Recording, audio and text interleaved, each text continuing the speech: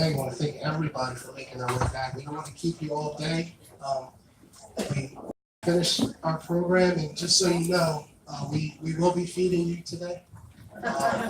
So immediately following the program, there is a spread that's across the hall. So we'll get this thing rolling.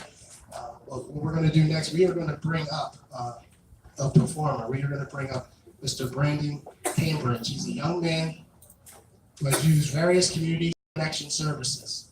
He's been involved with the Office of Children and Youth and Valley Youth House in the past.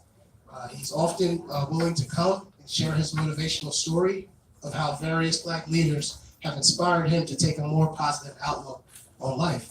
So if you guys can welcome me, and we will bring Brandon Cambridge to the stage. Thank you.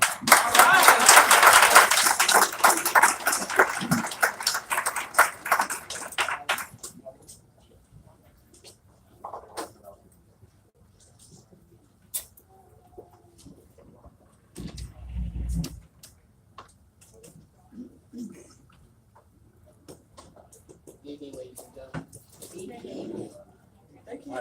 We need the mic.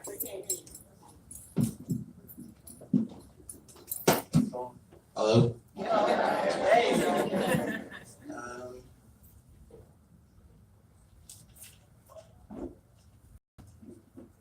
Okay, this is a favorite quote of mine.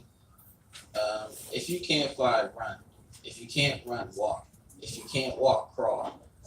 But by all means, keep moving. Okay, this means to me, meaning like, if you get knocked down, I need you to get back up. Like, this means to me, like, no matter how hard your situation is, you gotta keep moving. So like I've been knocked down so many times in my life. Like, I had my parents disown me, and like, I didn't let that like judge me for who I am. Like, I'm privileged. That's me at the end of the day, and like I gotta respect that, you know. So like, this quote like impacted me like a lot, like a lot. Okay, let me start my wonderful speech. Good afternoon, everyone. My name is Brandon Cambridge, but I go by Muhammad because obviously I'm Muslim. Sound like anybody. I want to give thanks to the event organizers for giving me this opportunity to talk about my past and how Black history shaped the man I am today. So first, I want to take this time to say Happy Black History Month. Now, Black History Month is important to me because I feel there are several individuals who motivated me in my life path in a very big way, which brings me to my first hero, Muhammad Ali. His famous quote, "Float like a butterfly, sting like a bee," reminding me that when life hardships try to knock you down, strike those hardships back and rise above with the greatness that is inherently within you, no matter where you come from. On this note, I want to share a little about my past. I want to start by saying life wasn't easy for me growing up. I have endured a lot, such as physical and sexual abuse, 14 years straight, twice a day. Cope at 15, I started smoking and running away from home. I had tons of cops come pick me up and then drop me back off at home. At age 16, I focused more on partying than my education and still continued to run away from home.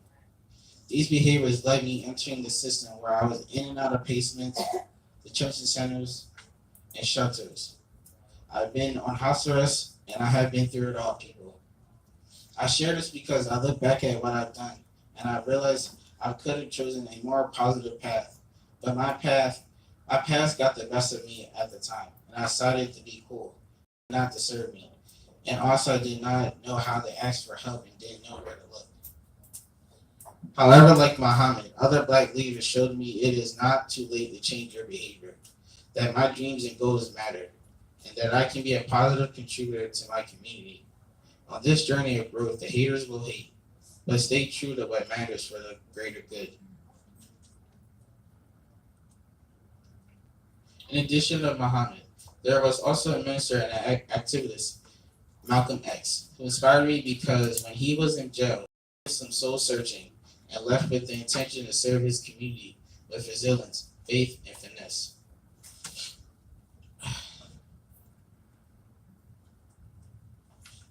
And with that came minister and activist Dr. Luther King Jr., who made me realize during a time when I felt depressed and suicidal that life is valuable, even in its darkest times, and that there is more to the meaning of life than beyond myself. Before I continue, growing up, I suffered depression, being suicidal. Like, I was cutting every day. I was like, I lost a lot of blood, this and that, because I was bullied by my parents. And like I said earlier in the speech, I was abused twice a day. So I had to go to school with marks on my body and then come home and do it all over again. So like, I'm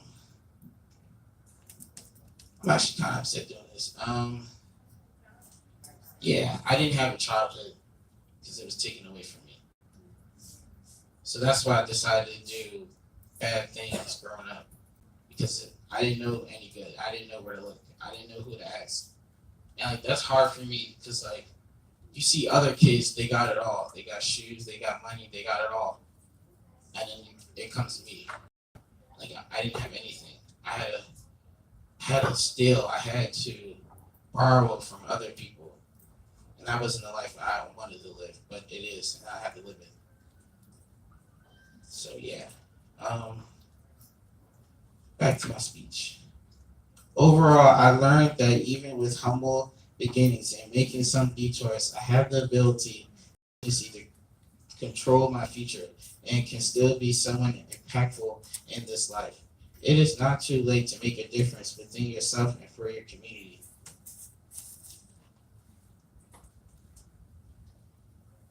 Like Black people during the Great Migration who looked and even created space for opportunity during times of prejudice and segregation, remember to stay true to themselves while also working together and uplift their community and future generations. So never forget what you stand for. Have faith. Remember your collective responsibility and let your passion and resilience drive you to do better and be better despite the obstacles. With this outlook, we can shift our communities, our systems, and our world of love and equally serve everyone, just as Muhammad, Malcolm, and Martin envisioned. And thank you, everyone.